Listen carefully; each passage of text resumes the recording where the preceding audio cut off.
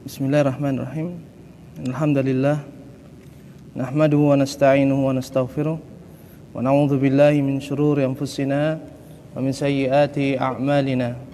Man yahdihillahu fala mudilla lahu wa man yudlil fala hadiya lahu. Wa asyhadu an la ilaha illallah wahdahu la syarika lahu wa asyhadu anna Muhammadan abduhu wa rasuluh. Shalawatullahi wa salamuhu ala abdihi wa rasulihi Muhammad wa ala alihi wa sahbihi ajmain, amma ba'd. Yohanana rahmani wa rahmakumullah. Kita lanjutkan baca kitab At-Tauhidul Muyassar yang ditulis oleh Syekh Abdullah bin Ahmad Al-Huwail hafizallahu ta'ala. Kita masih di Aqsamut Tauhid. Setelah kita kemarin mulai muqaddimah awal kitab, kemudian kata pengantar dari Syekh Ibnu Jibrin dan Syekh Khalid Al-Muslih rahimahumullah. Kemudian penjelasan tentang pengertian tauhid. Maksudnya tauhid itu dari kata wahada yuwahidu tauhidan idza ja'alahu wahidan. Kemudian contohnya serta pembagiannya. Terus kita masuk di pembagian tauhid. Kemarin sudah kita baca tentang tauhid rububiyah dan tauhid uluhiyah. Pengertiannya sudah beserta dalil-dalilnya. Ya, ini Mas Sangki. Ya, mudah-mudahan bermanfaat. Terus kita masuk yang ketiga, tauhidul asma'i was sifat. Hak Allah yang ketiga yang wajib ditauhidkan adalah tentang nama-nama Allah dan sifat-sifatnya. Apa itu tauhid asma' was sifat? Kata penulis hafizallahu ta'ala, huwa ayyusafallahu bima wasafa bihi nafsahu wa bima wasafahu bihi rasuluhu sallallahu alaihi wasallam min sifatil kamali wa nu'util jalal min ghairi takyifin wala tamsilin wa min ghairi tahrifin wala ta'tilin. Kata beliau, tauhid asma wa sifat adalah Allah itu disifati dengan apa yang Allah sifati dirinya sendiri, atau Rasulullah Shallallahu Alaihi Wasallam mensifati Allah, dan tentunya itu dengan wahyunya, Allah. Dari sifat-sifat yang sempurna, begitu pula sifat-sifat yang mulia, tapi tanpa takyif. Dalam bab asma wa sifat itu nanti akan lebih banyak bahas tentang takyif, yaitu dari kata kaif, membagaimanakan. Ya, membagaimanakan Allah, mengilustrasikan. Tamsil, ya, menyerupakan Allah dengan sesuatu. Kemudian tanpa juga tahrif, yang melakukan penyelewengan makna. Begitu pula tanpa taktil, yaitu penolakan. Nanti kita bahas lebih detail insyaallah setelah kitab ini di Qawaidul Muslah, insyaallah kitabnya Syekh Ibnu Utsaimin rahimahullah. Dalilnya adalah misalnya firman Allah Ta'ala, laisa kamitslihi syai' wa huwas samiul basir. Tidaklah ada sesuatu apapun yang serupa dengan Allah, wa huwas samiul basir, sedangkan Allah itu maha mendengar lagi maha melihat. Di ayat ini Allah Subhanahu wa taala menafikan penyerupaan dengan sesuatu apapun itu. Makhluk besar, kecil, tidak ada yang serupa dengan Allah. Kemudian Allah wa huwas samiul basir menetapkan Allah itu memiliki sifat as-sami', yaitu mendengar, basir, melihat. Meskipun makhluk juga mendengar, melihat, tapi kaidahnya meskipun sama namanya, namun hakikatnya tidaklah sama. Karena memang Allah Subhanahu wa taala mengenalkan dirinya dengan bahasa kita, bahasa manusia. Ini harus kita fahami kaidah dasar dalam tauhid asma wa sifat. Kemudian dalil yang disebutkan oleh penulis, walillahil asmaul husna fad'uuhu biha. Milik Allah lah nama-nama yang husna. Itu ghaya fil husni. Puncak dari kebaikan, kesempurnaan. Maka berdoalah kepada Allah dengan asmaul husna tersebut. Wadharul ladzina yulhiduna fi asma'ihi sayujzauna ma kanu ya'malun. Dan tinggalkanlah orang-orang yang menyimpang, yulhidun fi asma'ihi, yang menyimpang di dalam menetapkan nama-nama Allah. Dan nantinya mereka yang menyimpang itu akan mendapatkan balasan atas apa yang mereka lakukan. Al jaza'u min jinsil amal. Sini Allah Subhanahu wa taala menetapkan Allah punya nama-nama yang sempurna, yang indah, yang paling baik. Maka kita diperintahkan untuk berdoa, beribadah dengan nama-nama tersebut. Nanti kita bahas secara detail di Qawaidul Muslah insyaallah. Di sini ada yang tanya kan? Dari macam-macam tauhid. Dan kalau ana terlalu cepat anu sampaikan ya. Kalau tidak ada, kita masuk ke selanjutnya, fawaidu muhimmah. Faidah-faidah penting. Disebutkan di sini ada 3 yang kaitannya dengan pembagian tauhid. Kata beliau, Syekh Abdullah bin Ahmad Al-Huwail hafizahullah taala, al-ula aqsamut tauhidis salasah mutalazimatun. Pembagian tauhid 3 itu saling terkait, tidak terpisahkan, ya. Kullu naw'in minha la yanfakku 'anil akhar. Dan setiap dari macam tauhid tersebut tidak bisa, ya, tidak bisa ditiadakan dari yang lainnya. Hanya satu saja, hanya 2 meninggalkan yang ketiga, tidak bisa, harus 3-3-nya. Karena tauhid itu satu, hanya para ulama menjelaskan pembagiannya untuk lebih mudah memahaminya. Faman ata binau'in minha walam ya'ti bil akhar lam yakun muwahhidan. Kata beliau, barang siapa yang datang membawa satu macam tauhid dan tidak membawa yang lainnya, meninggalkan yang lainnya, maka belumlah dia dikatakan sebagai orang yang bertauhid. Jadi harus 3-3-nya. Kenapa? Ada kaitannya yang nomor 2. Kenapa cuma 1-2 tauhid, meninggalkan tauhid yang ketiga, itu menjadikan seorang itu belum muwahhid. Kata beliau yang kedua, anta'lama annal kuffar alladziina qatalahum Rasulullah sallallahu alaihi wasallam kanu mukirrina bitauhidir rububiyah. Ini alasan kenapa beliau mengatakan faman ata binau'in minha walam ya'ti bil akhar lam yakun muwahhidan. Yang kedua adalah engkau mengetahui bahwasanya orang-orang kafir yang Rasulullah SAW memerangi mereka itu adalah orang-orang yang menetapkan, meyakini, mengakui Allah itu di dalam hak rububiyahnya. Fahum ya'tarifuna bi annallaha huwal khaliqur razik. Mereka orang-orang kufar itu di zaman Nabi SAW mengetahui bahwasanya Allah itulah yang khalik, yang menciptakan, ar-razik yang memberi rizki, al-muhyil mumit yang menghidupkan dan mematikan, an-nafi'ud dar yang memberikan manfaat dan memberikan mudarat, alladzi yudabbiru jami'al umur yang mengurusi semua perkara di alam semesta ini. Wa ma adkhalahum dzalika fil Islam.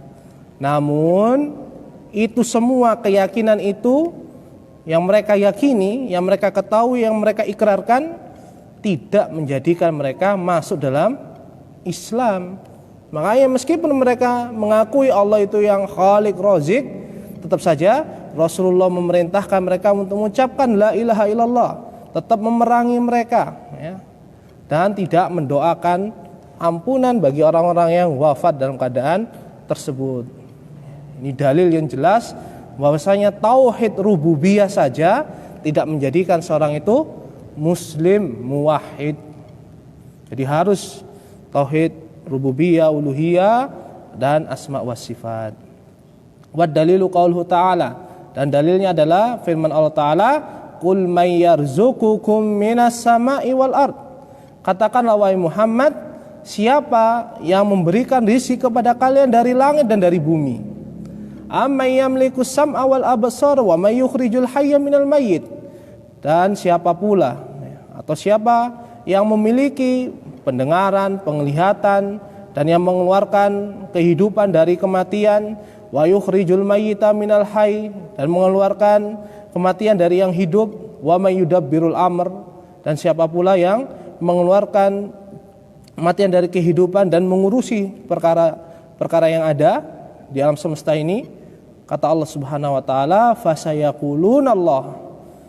Pasti ya, mereka akan mengatakan Allah lah yang mampu melakukan itu semua. Faqul afala tattaqun, maka katakanlah wahai Muhammad sallallahu alaihi wasallam, kenapa kalian tidak bertakwa kepada Allah? Itu kenapa kalian tidak mau mentauhidkan Allah? Ini bantahan untuk orang-orang yang meyakini tauhid rububiyah tapi apa? Menyimpang di dalam tauhid uluhiyah. Dan kaidah ini sudah kami sampaikan di buku ini ya. Kaidah memahami tauhid dan syirik, bisa dibaca. Kemudian yang ketiga, as-salisah, tauhidul uluhiyati huwa maudhu'u da'watir rusul alaihi wassalatu wassalam. Tauhid uluhiyah yaitu tauhid tentang haknya Allah terkait perbuatan hamba. Itu adalah pokok dakwanya Rasul. Ya, tema ya, pembahasan utama dakwanya para Rasul alaihi wassalatu wassalam. Li'annahul asasul ladzina tubna alaihi jami'ul a'mal. Karena tauhid uluhiyah itu adalah asasnya, ya, pondasinya, pokoknya, ya, yang semua amal ibadah itu dibangun di atas tauhid ini. Wa biduni tahaqquqihi la tasihhu jami'ul a'mal. Dan tanpa merealisasikan tauhid uluhiyah, maka tidak akan sah seluruh amal perbuatan seorang hamba. Kenapa? Tercampur dengan kesyirikan otomatis. Fa innahu idza lam yatahaqqaq hasala didduhu wa huwa syirk. Kata beliau, karena apabila seorang itu tidak merealisasikan tauhid uluhiyah terutama, hasala didduhu, maka apa? Akan muncul jatuh ke dalam musuhnya tauhid. Wa huwa syirk, yaitu kesyirikan. Nas'alullah salamul afiyah. Jadi orang kalau tidak bertauhid mesti syirik. Ya. Jadi nggak mungkin bersatu. Tatkala satu direalisasikan, maka yang lain harus dijauhi. Wal khusumatu bainar rusuli wa umamihim kana mihwaruha hadat tauhid. Kata beliau, dan perselisihan, perseteruan antara para rasul dan umat-umat mereka adalah berporosnya pada tauhid ini. Jadi kenapa terjadi sengketa, permusuhan, ya, bahkan terjadi apa? Peperangan antara para rasul yang mereka diutus untuk kaum itu sendiri, ya, dengan umat-umat mereka itu adalah karena tauhid uluhiyah. Ya. Seandainya tauhid rububiyah, maka tidak akan terjadi perselisihan. Kenapa? Sama. Mereka meyakini, ya, bahwasanya Allah yang menciptakan. Rasul juga meyakini bahwasanya yang menciptakan hanya Allah. Maka nggak mungkin terjadi perselisihan. Pasti ada sebab yang lain. Dan sebab itu adalah tauhid uluhiyah. Nanti disampaikan di sini tentang sejarah terjadinya kesyirikan. Dan kami nukil secara cukup panjang di buku Kaidah Memahami Tauhid. Dari sini ada yang tanyakan 3 fawaid ini.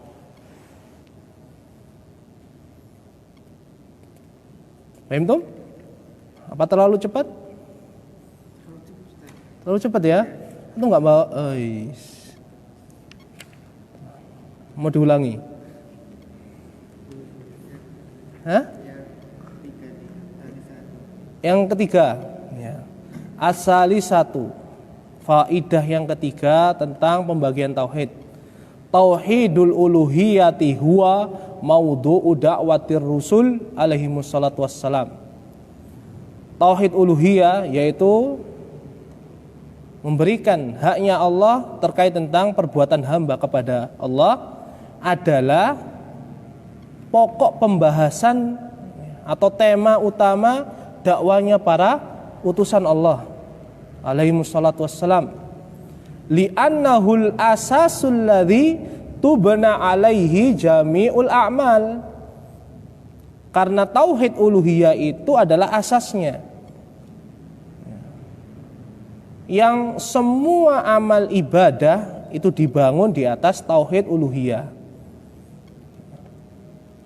Wa biduni tahaqquqihi, dan tanpa merealisasikan tauhid uluhiyah, la tasihhu jami'ul a'mal, maka tidak sah seluruh amal perbuatan hamba. Fa innahu idza lam yatahaqqaq, karena apabila seorang itu tidak merealisasikan tauhid uluhiyah, hasala didduhu wa huwa syirk, maka akan jatuh, akan muncul musuhnya, yaitu kesyirikan.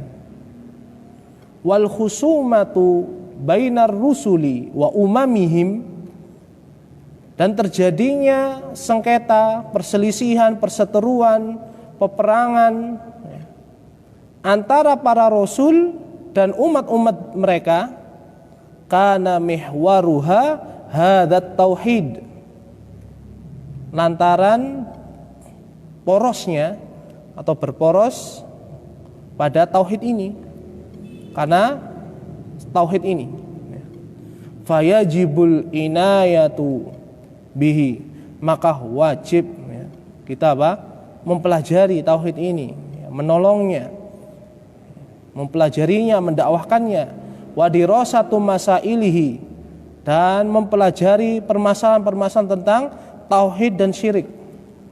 Wa fahmu usulihi, dan memahami landasan-landasan pokok-pokok tauhid dan syirik.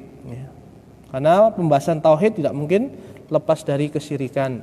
Dengan begitu, insya Allah mudah-mudahan kita semakin faham tauhid dengan mempelajari kesyirikan.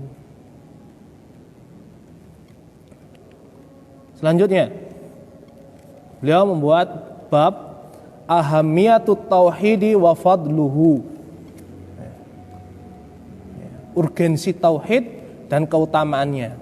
Dan di buku ini kaidah memahami tauhid lebih kami perbanyak dari kitab-kitab yang lain. Di sini disebutkan ada 7. Adapun di kaidah memahami tauhid dan syirik kami sebutkan ada 15 sampai. Ada 17. Ada 17. Silakan untuk menambah faidah. Kata beliau yang pertama, at-tauhidu a'dhamu arkanil Islam. Tauhid adalah rukun Islam yang paling agung. Paling agungnya rukun Islam. Wa akbaru da'aimihil idham, dan tauhid itu paling besarnya pilar-pilar agama Islam. Wala yumkinu lil mar'i an yadkhula fil Islam, maka tidak mungkin bagi seorang untuk masuk ke dalam agama Islam illa idza syahida bit tauhid, kecuali apabila dia bersyahadat tauhid, yaitu la ilaha illallah, wa aqarra bil ubudiyati lillahi, dan menetapkan, meyakini, mengakui bahwasanya hak ibadah itu adalah milik Allah saja. Wa nafaha amma siwahu, dan menafikan hak ibadah itu dari selain Allah Subhanahu wa taala. Dan dari makna ini adalah tafsir dari kalimat la ilaha illallah yang bab ini muncul setelahnya. Ini sabar dulu. Dalilnya adalah qala alaihi salatu wassalam, Nabi SAW mengatakan Bunyal Islamu ala khamsin. Agama Islam dibangun di atas 5 pondasi. Yang pertama, syahadati alla ilaha illallah wa anna Muhammadan Rasulullah sallallahu alaihi wasallam. Yang pertama adalah 2 kalimat syahadah. Syahadatut tauhid dan syahadatur risalah. Syahadat tauhid yaitu tidak ada sesembahan yang benar untuk diibadahi kecuali Allah, dan bahwasanya Muhammad sallallahu alaihi wasallam adalah utusan Allah. Wa iqamis shalah. Yang kedua, mendirikan salat.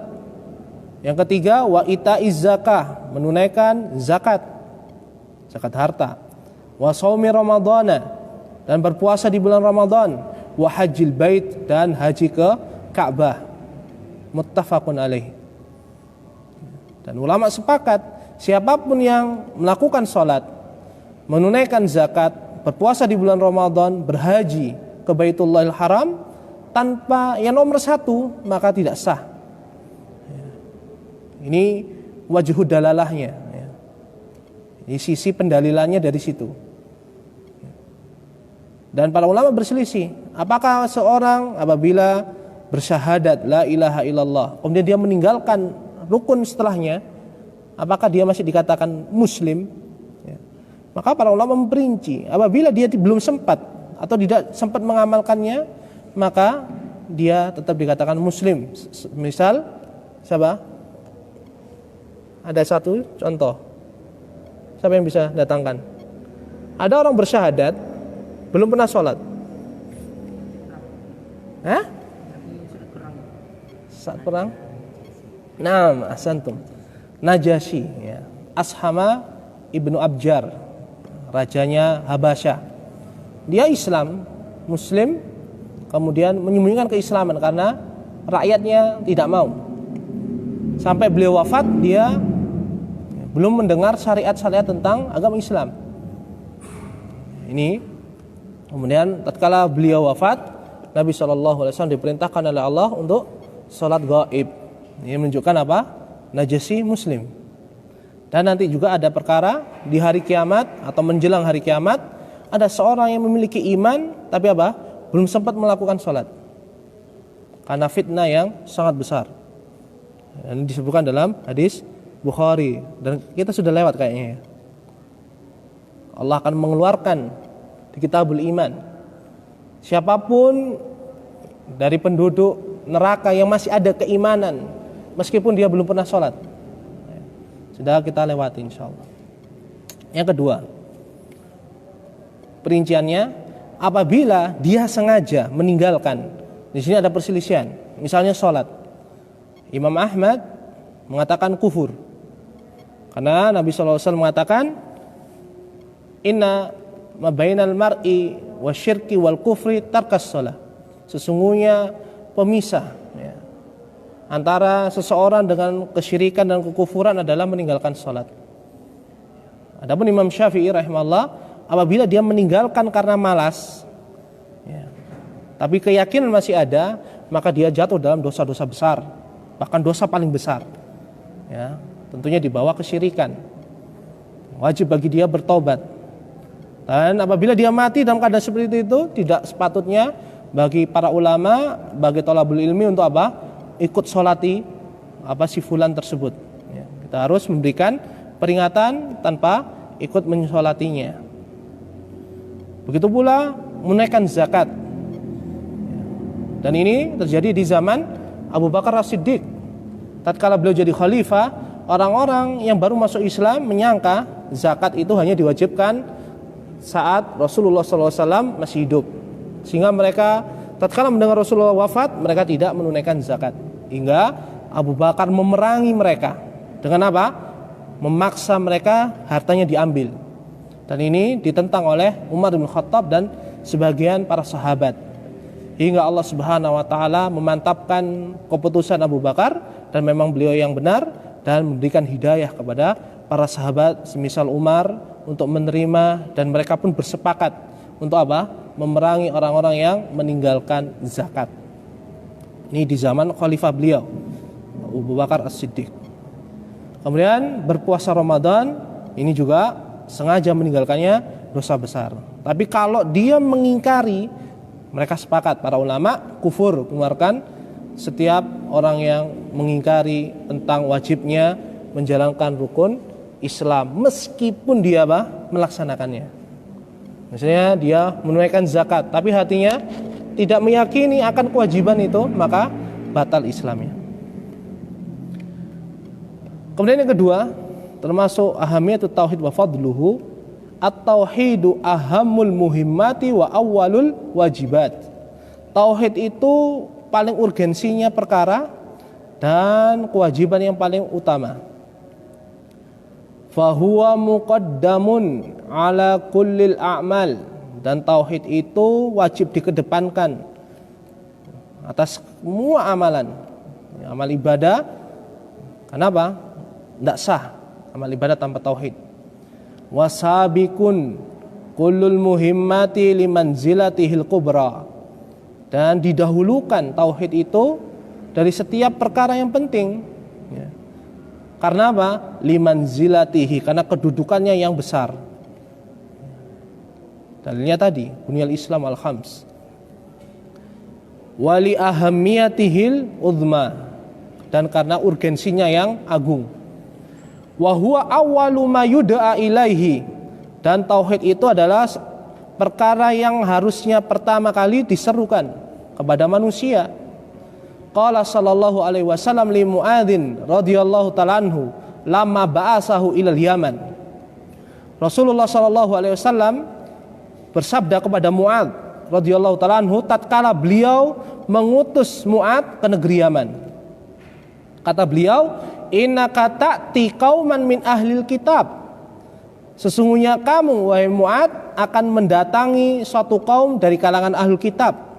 Karena Yaman negerinya Abroha dahulunya, yaitu negeri orang-orang Nasara. Falyakun awwala ma tad'uhum ilaihi, maka jadikan yang pertama engkau seru mereka kepada syahadat alla ilaha illallah, yaitu bersyahadat, supaya mereka mengucapkan syahadat tidak ada sesembahan yang benar selain daripada Allah. Wa fi riwayatin, dan menurut riwayat yang lain, ila ayyuwahidullah, sampai mereka mentauhidkan Allah, menjadikan Allah satu-satunya yang diibadahi.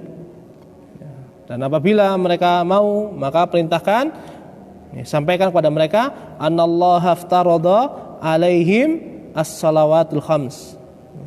Baru setelah itu didakwahi untuk apa? Salat 5 waktu.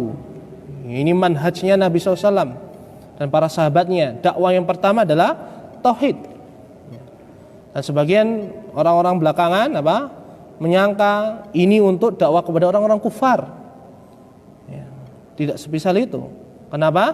Nabi SAW dakwah 10 tahun di awal jadi Nabi, beliau selalu dakwah tauhid hingga Allah memberikan mukjizat Isra Mi'raj, baru diturunkan syariat salat.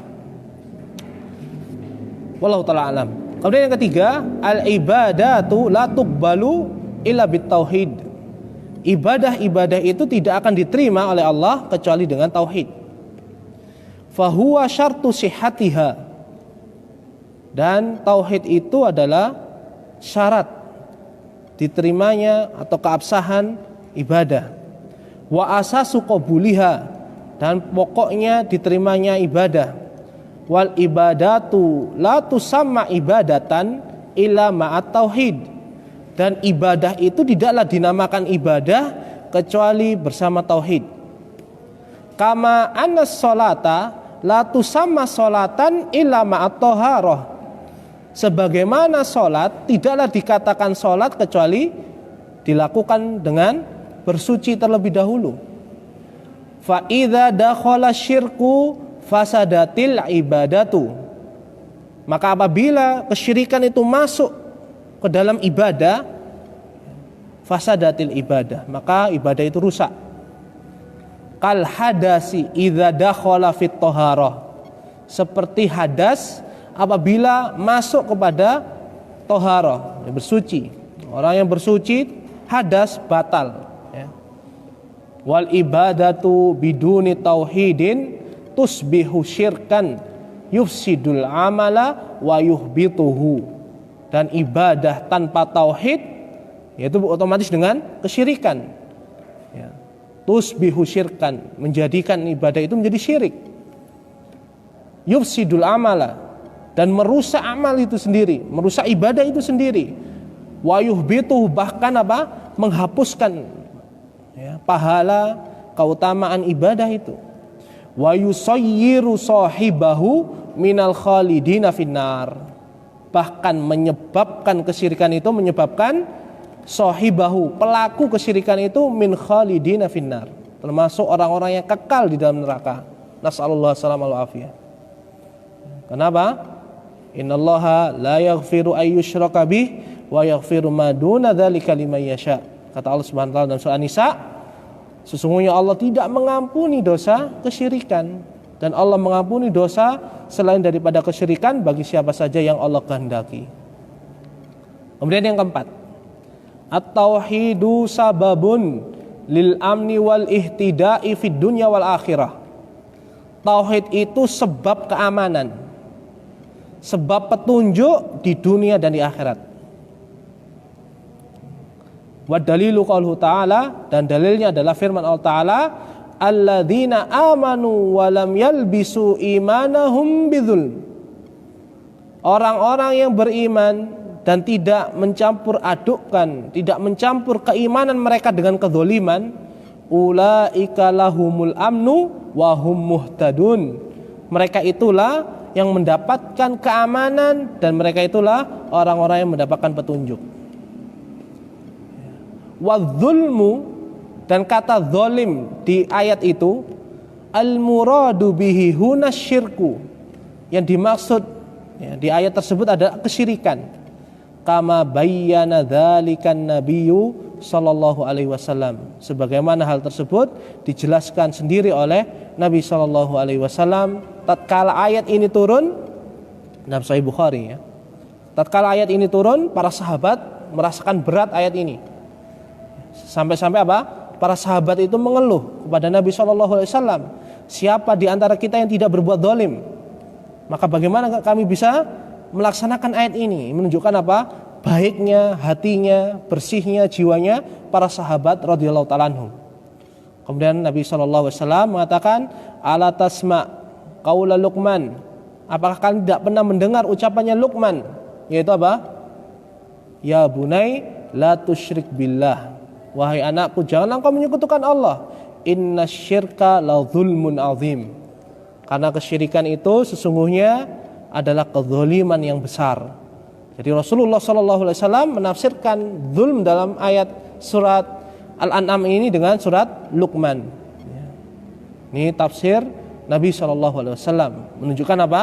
Ada faidah, tidak semua ayat itu bisa ditafsirkan secara bahasa. Maka para ulama sepakat wajibnya tafsir Al-Quran dengan Al-Quran, dan itu yang lebih utama. Yang kedua, tafsir Al-Quran dengan hadis, karena Nabi SAW orang yang paling faham tentang ayat Al-Quran.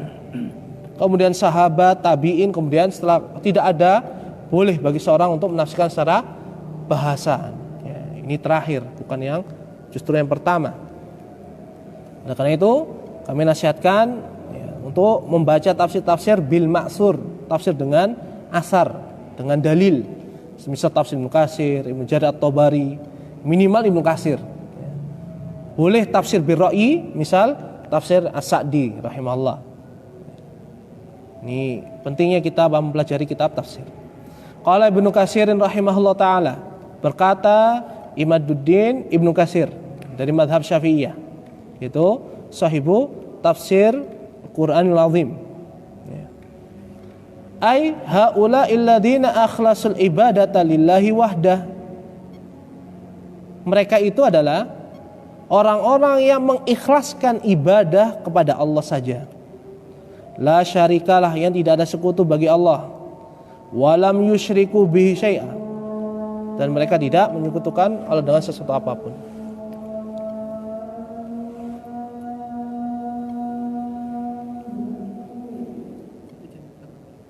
Fadhal.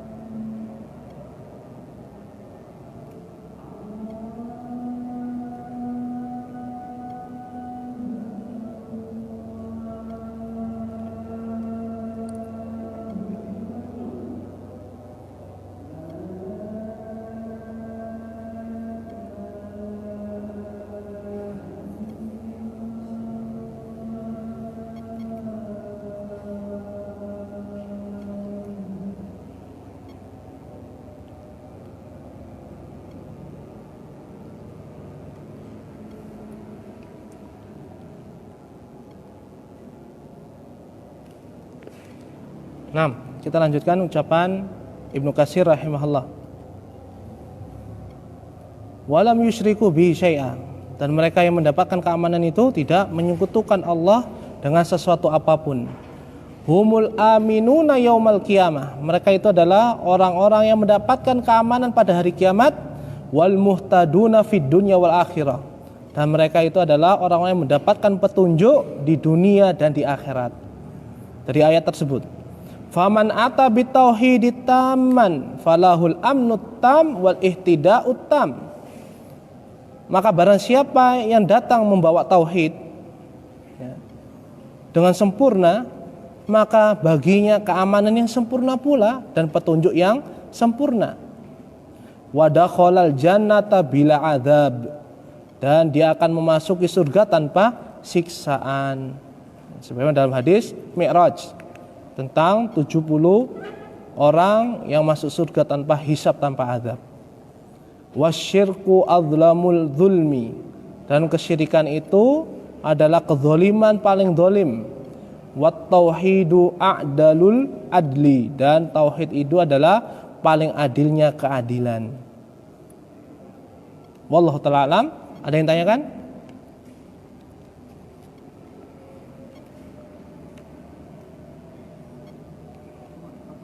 Ya. Nomor satu. Paragraf terakhir yang setelah wa aqrabil ibadati Wa nafaha amma siwahu. Wa aqarra bil ubudiyyati lillahi wa nafaha amma siwahu.